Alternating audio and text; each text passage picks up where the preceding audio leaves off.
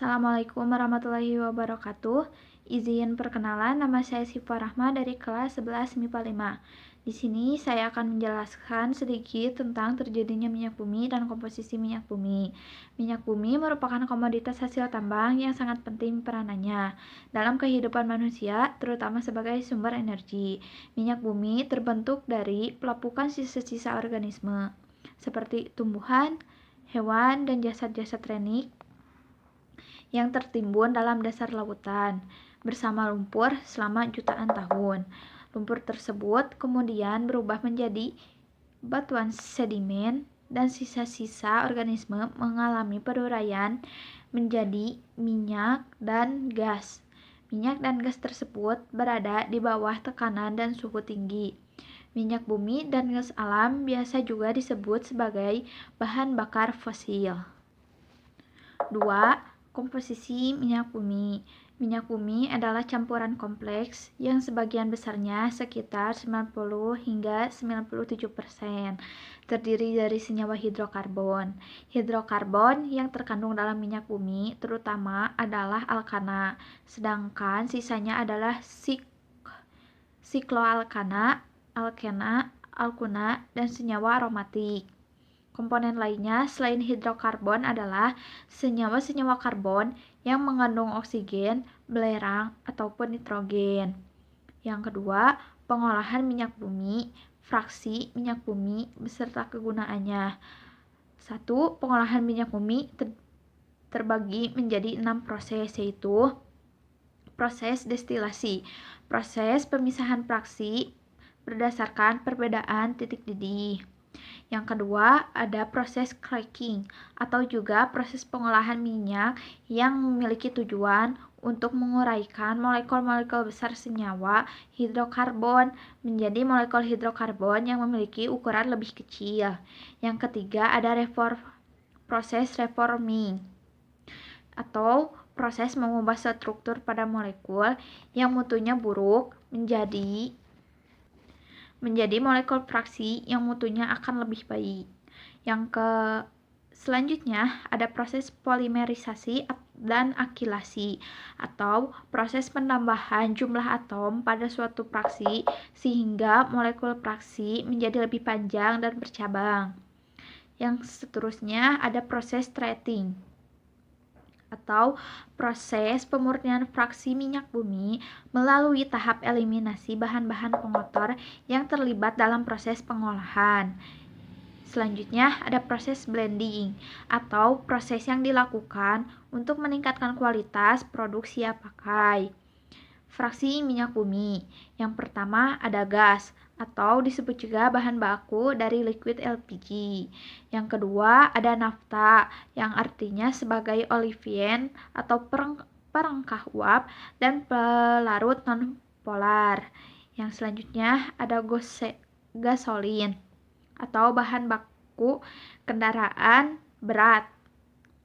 Yang selanjutnya ada minyak tanah atau bahan baku lampu dan kompor minyak.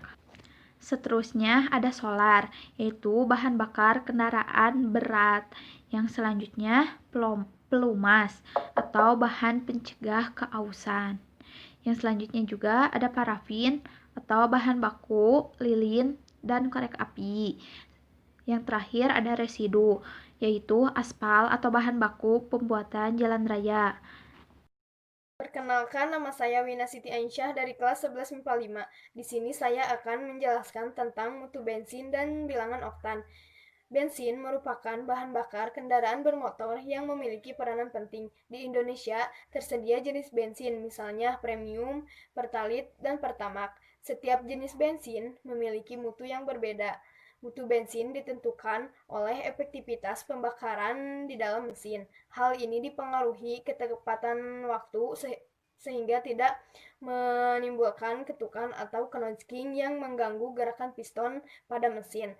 Ketukan dapat mengurangi efisiensi bahan bakar yang menyebabkan mesin mengelitik dan bahkan merusak mesin.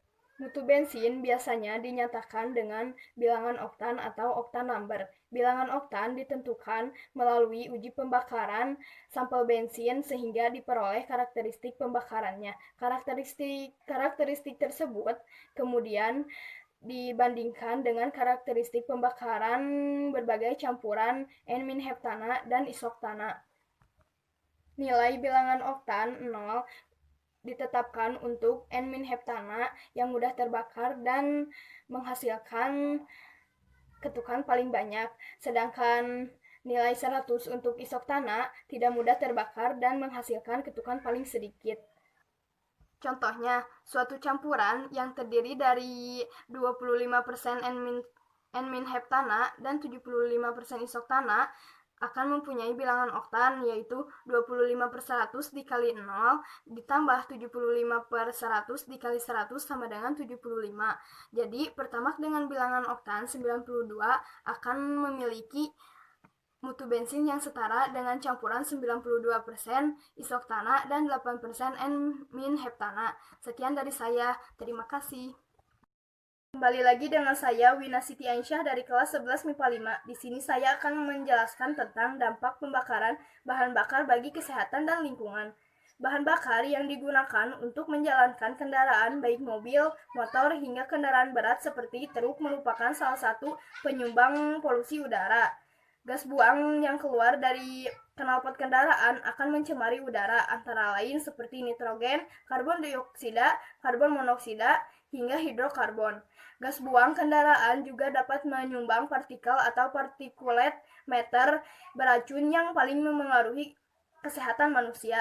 Partikulat matter adalah campuran material zat padat dan cair yang tercipta akibat pembakaran bahan bakar, termasuk akibat kemacetan lalu lintas. Pembakaran bahan bakar juga dapat disebabkan oleh penyakit pernapasan, sehingga sebuah penelitian menyebutkan bahwa gas buang ini menyumbang lebih dari separuh zat beracun di udara. Gas beracun ini mengakibatkan munculnya asap yang mencemari langit hingga melubangi ozon, sehingga akhirnya memicu pemanasan global. Gas buang knalpot kendaraan bukan hanya mengotori lingkungan, tetapi juga udara yang mengotori. Kondisi ini membuat pembakaran bahan bakar yang cukup mengerikan bagi kesehatan, mulai dari pernapasan hingga kematian. Organisasi Kesehatan Dunia WHO mencatat sedikitnya 7 juta orang meninggal setiap tahunnya akibat paparan polusi udara. Selain itu, polusi udara akibat gas buang kendaraan bermotor yang mengakibatkan gangguan kesehatan pada manusia mulai dari tingkat rendah hingga tingkat tinggi. Gangguan tingkat rendah dapat berupa irisan mata dan penurunan stamina, sedangkan gangguan tingkat tinggi dapat berupa penyakit pernapasan dan paru-paru, misalnya asma dan penyakit paru-paru obstruktif kronis atau PPOK.